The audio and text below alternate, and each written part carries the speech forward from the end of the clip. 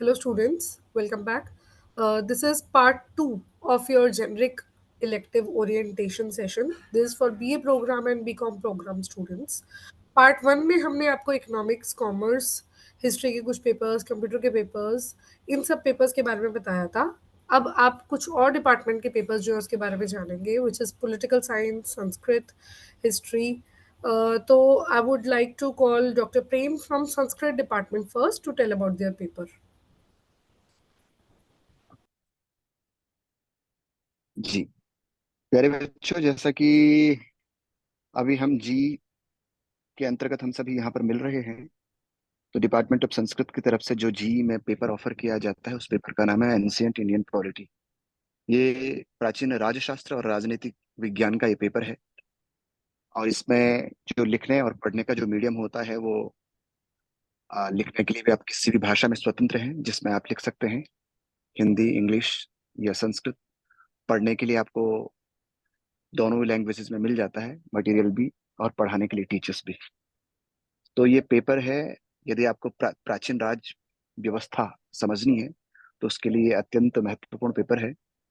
इसमें हम जो प्राचीन हमारी व्यवस्थाएं हैं, जैसे कि वैदिक पीरियड में, उसके बाद का जो उपनिषद पीरियड है, बाद में पौराणिक पीरियड है, और महाभारत है, रामायण है, कौटिल्य के अर्थशास्त्र में, और बाद के जितने भी संस्कृत के जो टेक्स्ट हैं उनमें किस किस तरीके से राज व्यवस्था या राजतंत्र की जो बात आई है वो हम इसमें पढ़ने वाले हैं। तो अपना जो भारतीय कॉन्सेप्ट है राजभाषा को, ये राज व्यवस्था को लेकर के और राजशास्त्र को लेकर के, वही हम इसमें समझेंगे, पढ़ेंगे।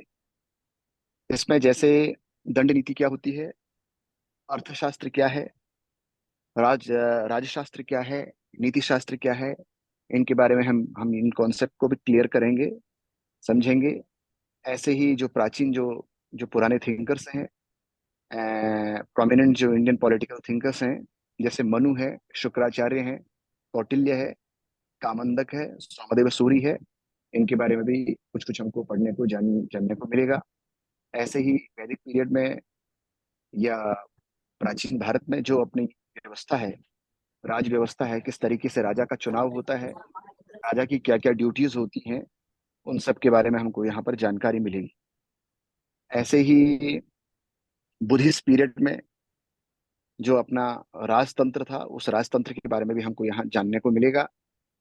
और साथ में जो आ, कुछ नए लोग हैं, नए जो थिंकर्स हैं, उन्होंने किस तरीके से प्राचीन जो ये शास्त्र है, कैसे वहां से अपने विचारों को लिया है, उसके बारे में भी हमको जानने को इस पेपर में मिलेगा। जैसा कि बताया भी मैंने आपको, ये पेपर क्या है कि किसी भी मीडियम में आप पढ़ भी सकते हैं और लिख भी सकते हैं, आप स्वतंत्र हैं। और जो ये पेपर, इसका जो क्रेडिट है, 4 क्रेडिट का ये पेपर है। और इसमें 3 लेक्चर होंगे, एक ट्यूटोरियल होगा। और पेपर को पढ़ाने का जो, जैसे कि डिपार्टमेंट ऑफ संस्कृत का है, तो आप ये अपने मन में बिल्कुल भी डाउट ना रखें कि इस पेपर को हमको संस्कृत में ही मतलब पढ़ना है या संस्कृत आनी चाहिए, ऐसा नहीं है। अभी भी हम बहुत सारी चीजें ऐसी पढ़ते हैं जो एंशियंट टाइम का है, लेकिन हम उसको इंग्लिश ट्रांसलेशन के माध्यम से या हिंदी अनुवाद के माध्यम से हम उसको पढ़ते हैं। तो हमें क्या है कि प्राचीन चीज को, जो पुरानी हमारी चीजें हैं, भारतीय चीजें हैं, उनको ही हमको नए रूप में हम उसको पढ़ेंगे, नए तरीके से कुछ ट्रांसलेशन के माध्यम से हम उनको समझेंगे। तो ये बहुत ही अच्छा पेपर है, विशेष करके जिन विद्यार्थियों की ऐसी इच्छा है कि हम प्राचीन, हमारी राज व्यवस्था क्या है, इतिहास क्या है, ये पेपर वो समझने के लिए, जो पुराना कॉन्सेप्ट है उसको समझने के लिए अत्यंत उपादेय है। धन्यवाद। Thank you, Dr. Prem. Now I call Dr. Bindu Kohli to tell about the paper from Political Science Department, Nationalism in India. Thank you, Dr. Princey. Good morning to all of you. Students, ये जो paper हम BA programme Sam 5 में ये जो जी का paper पढ़ाएंगे, nationalism in India, ये आपके लिए बहुत यूजफुल होएगा।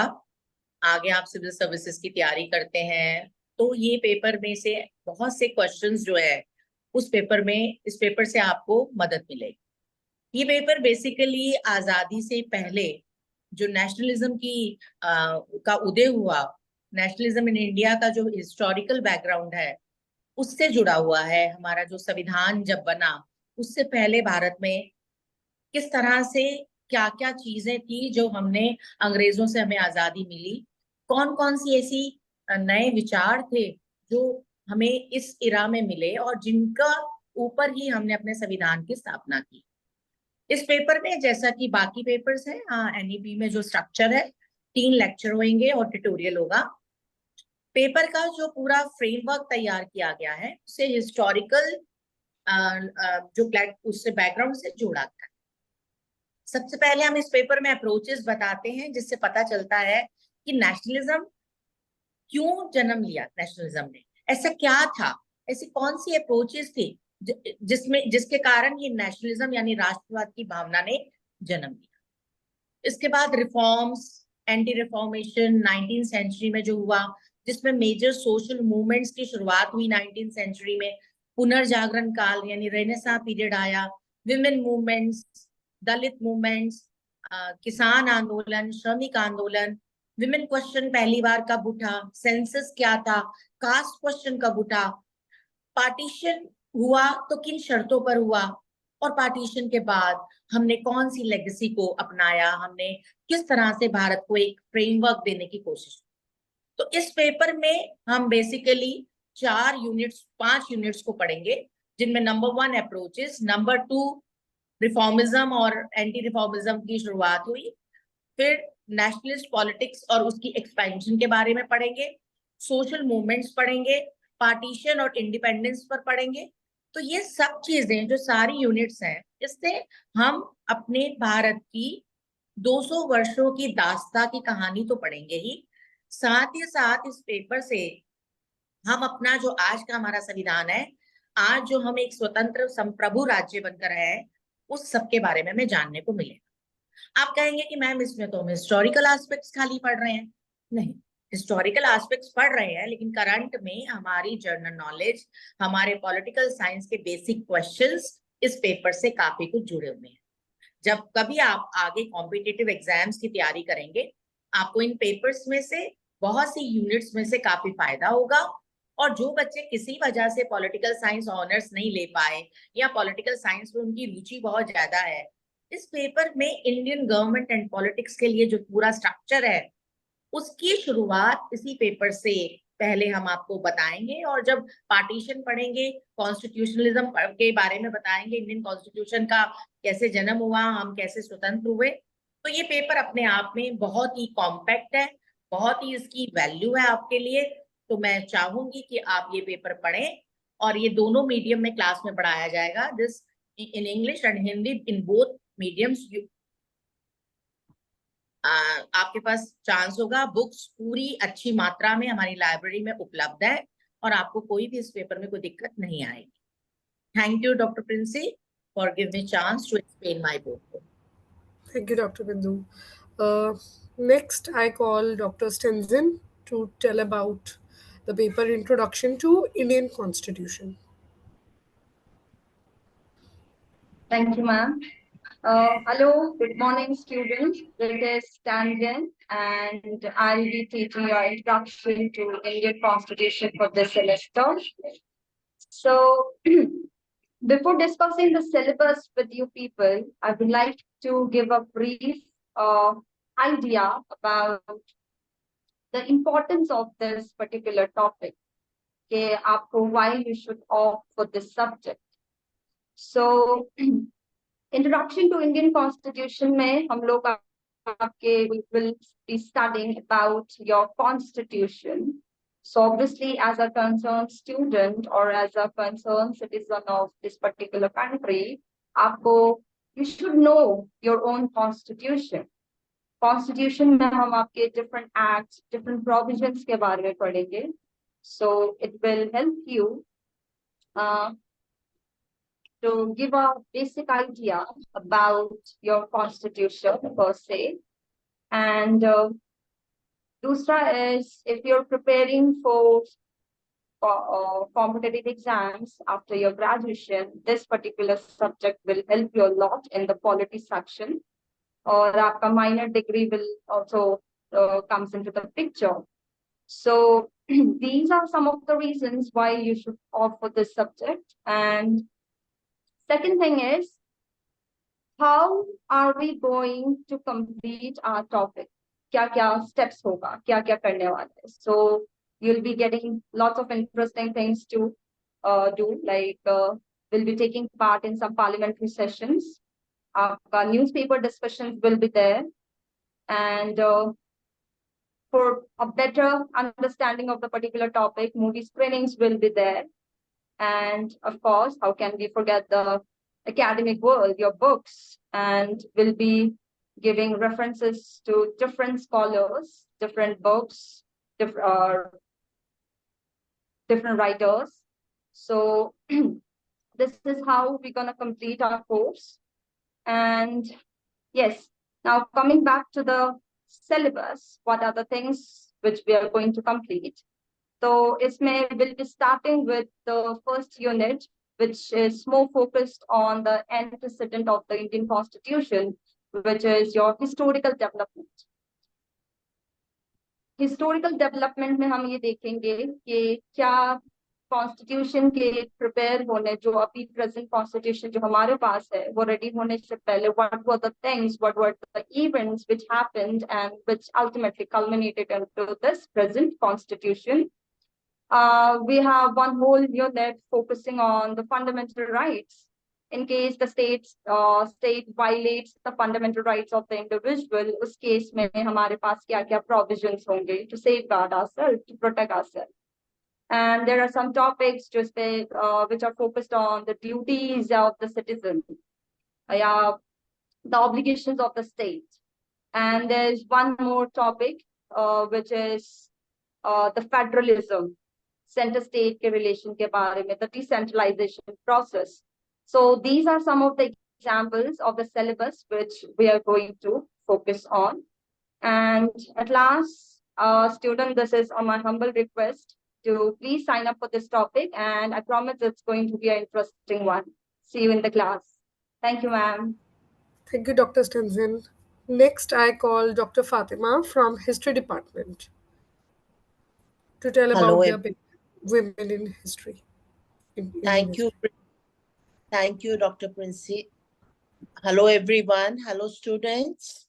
So now I'm going to talk about this paper, Generic Elective 1, 20th Century World History, 1900 to 1945. Beta, this paper is going to be for honors, BA honors and BA program, multidisciplinary both. So both honors and multidisciplinary program students can opt for it. It has 4 credits, 3 lectures and 1 tutorial. And it's a very interesting paper, as some teachers mentioned, that it's going to be beneficial for civil services as well. So it's going to give you a brief oversight about world history and how world history shaped up due to the events that took place from 1900 to 1945, and why what is happening now is happening because certain events took place. So we are going to begin with the concepts and we are going to define what is modernity, क्योंकि ये modern age है, modern world history के बारे में treat करेंगे. और so we'll deal with modernity, we'll deal with imperialism, colonialism. We'll tell you the basic differences between imperialism and colonialism and how the world is interconnected, the economic crisis that came up, and all this we are going to deal with in the first unit. In the second unit, there are basically 5 units in this paper. We are going to do the First World War and how the League of Nations was formed. As you all know, that the League of Nations was the precursor to the United Nations. So it's very important to know about it, how the League of Nations was formed. And then in the Third unit, we are going to do the Russian Revolution of 1917. Fourth unit, we are going to deal with fascism, Nazism, and militarism. Fifth unit, we are going to deal with the Second World War. Let me tell you at the very outset that we are going to teach you this paper in both mediums, Hindi as well as English. So इसमें आपको घबराने की आवश्यकता नहीं है कि ये सिर्फ हिंदी में या इंग्लिश में पढ़ाया जाएगा, दोनों माध्यम से ये पेपर पढ़ाया जाएगा। इसकी हिंदी और इंग्लिश दोनों में किताबें मौजूद हैं। एक बेसिक किताब है जो आपकी बेस बुक होगी स्नेह महाजन की, it is called issues in world history. तो एक टेक्स्ट बुक होगी आपकी और बाकी सारा क्लास में बताया जाएगा, जितने रेफरेंसेस होंगे क्लास में बताए जाएंगे। और आप एक्स्ट्रा रीडिंग्स करना चाहें तो वो भी कर सकते हैं, क्योंकि जितना गुड़ डालेंगे उतना मीठा होगा। You will be having the possibility of getting more marks. So this is all I want to tell you about this paper. और ये पेपर पढ़ के आपको पता चलेगा कि आजकल जो इवेंट्स हो रहे हैं, जैसे इजराइल में हो रहे हैं या रशिया में हो रहे हैं, वो क्यों हो रहे हैं। तो इसलिए if you opt for this paper, you are going to be not only a good student, but also you are going to make social conversation in a proper manner. Thank you so much. Thank you, Dr. Princey. Thank you, Dr. Fatima. So students, this was about the paper 20th century world history. So now we have covered all the papers that will be offered to you. आप लोगों को जब हम form खोलेंगे intimate कर दिया जाएगा। आप लोग ERP पे जाके अपना फॉर्म भरेंगे, जैसे आप इससे पहले सेक और बैक के लिए भरते रहे हैं। वहाँ आपको सारे ऑप्शंस दिखेंगे। Very carefully choose and then make a decision. बाद में कोई भी चेंजेस एंटरटेन नहीं किए जाएंगे। सो जीई ओरिएंटेशन तो यहाँ खत्म होती है स्टूडेंट्स, बट आपको एक और पेपर पढ़ना है अपने सारे पेपर्स के साथ सेमेस्टर 5 में, DSE, डिसिप्लिन स्पेसिफिक इलेक्टिव। ये क्या चीज है ये भी मैं आपको साथ में बता देती हूँ। जो डिसिप्लिन स्पेसिफिक इलेक्टिव है, आपका जो कोर डिसिप्लिन है, जो भी आपका कॉम्बिनेशन है, for example economics plus pol science का अगर बीए का स्टूडेंट है या बीकॉम का स्टूडेंट है, तो उसका कॉमर्स उसका कोर सब्जेक्ट जो है वो उस डिपार्टमेंट का पेपर लेगा। बीए वाले स्टूडेंट्स के पास ऑप्शन है कि वो कॉम्बिनेशन में से दोनों में से किसी एक का ले सकते हैं, बट आपके जो क्रेडिट्स हैं वो आपकी डिग्री के लिए बड़े इंपॉर्टेंट है। इन द सेंस, अगर आप थर्ड ईयर में अपनी डिग्री कंप्लीट करके छोड़ के आगे जाना चाहते हैं तो आप माइनर की डिग्री बना सकते हैं थर्ड ईयर तक भी, जिसके लिए 6 कोर कोर्सेज के साथ DSC, discipline specific core courses के साथ आपको एक DSE, डिसिप्लिन स्पेसिफिक इलेक्टिव भी करना जरूरी है अगर आप 3 साल के अंदर अंदर जा रहे हैं और आप माइनर की डिग्री लेना चाहते हैं। तो उस माइनर की डिग्री के लिए आपका जो DSE है वो माइनर वाले सब्जेक्ट में होना चाहिए। आप लोग जानते हैं आपके कॉम्बिनेशन में से एक आपका मेजर होता है, एक आपका माइनर होता है।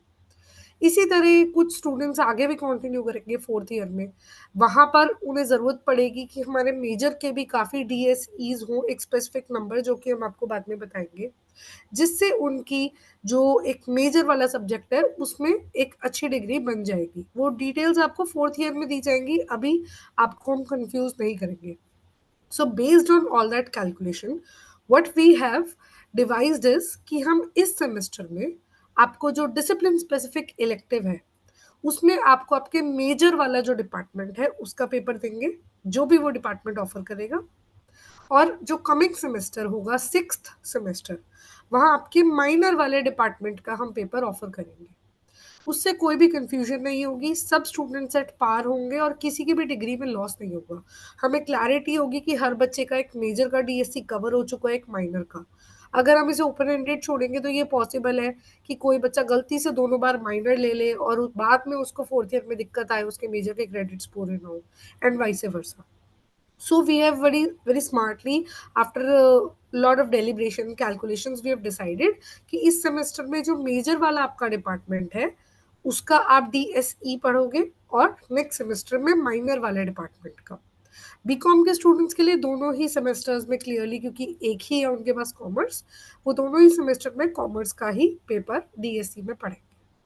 तो इसमें क्योंकि हर डिपार्टमेंट ज़्यादातर एक ही पेपर दे रहा है एक्सेप्ट अ फ्यू, ये चॉइस आपकी ईआरपी पे नहीं ली जाएगी। कोई एक दो डिपार्टमेंट्स जहां एक से ज़्यादा पेपर्स इसमें ऑफर हो रहे हैं, वो इंटरनली आपसे गूगल फॉर्म के थ्रू ये चॉइस लेंगे।